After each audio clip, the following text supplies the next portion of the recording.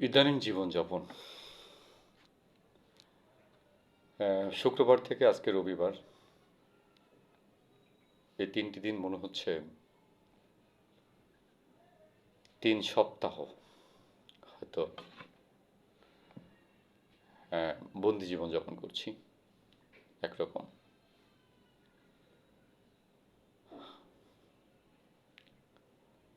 সময় আসলে পার হতে চায় না, তারপরও সময় সময়ের গতিতে চলে যাবেই, এটাই চিরাচরিত নিয়ম।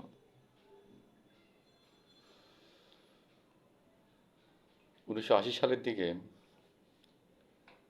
আমার প্রিয় কবি হেলাল হাফিজ সাহেব একটি কবিতা রচনা করেছিলেন, শিরোনাম দিয়েছিলেন ইদানিং জীবনযাপন।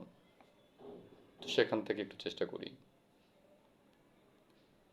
আমার কষ্ঠরা বেশ ভালোই আছেন, প্রাত্যহিক সব কাজ ঠিকঠাক করে চলেছেন, খাচ্ছেন দাচ্ছেন, অফিসে যাচ্ছেন, প্রেস ক্লাবে আড্ডাও দিচ্ছেন। মাঝে মাঝে কষ্টেরা আমার সারাটা বিকেল বসে দেখেন মৌসুমি খেলা, গোল স্টেডিয়াম যেন হয়ে যায় নিজেই কবিতা। আজকাল আমার কষ্টরা বেশ ভালোই থাকেন, অঙ্কুরোদ্গম প্রিয় এলোমেলো যুবকের, অতৃপ্ত মানুষের শুশ্রূষা করেন, বিরোধী দলের ভুল মিছিলের শোভা দেখে হাসেন তুমুল, ক্লান্তিতে গভীর রাতে ঘরহীন ঘরেও ফেরেন।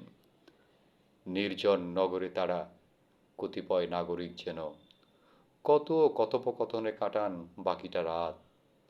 অবশেষে কিশোরীর বুকের মতন সাদা ভোরবেলা অধিক ক্লান্তিতে সব ঘুমিয়ে পড়েন।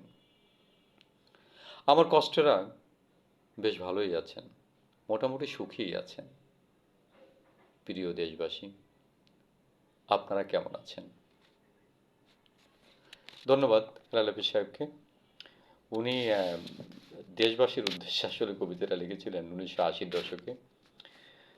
তো তার লেখা কবিতাগুলি আসলে মানে মনে হয় যে তিনি মনে হয় প্রেক্ষাপট, এখনকার প্রেক্ষাপট, আহ, মানে বাস্তবতা, যেটা বাস্তবতা বলতে যেটা বোঝায়, ওনার লেখাগুলোতে সে বাস্তবতার প্রতিচ্ছবিগুলো ফুটে ওঠে। আর এই জন্যই হেলাল হাফিজ আমার কাছে এতটা প্রিয়।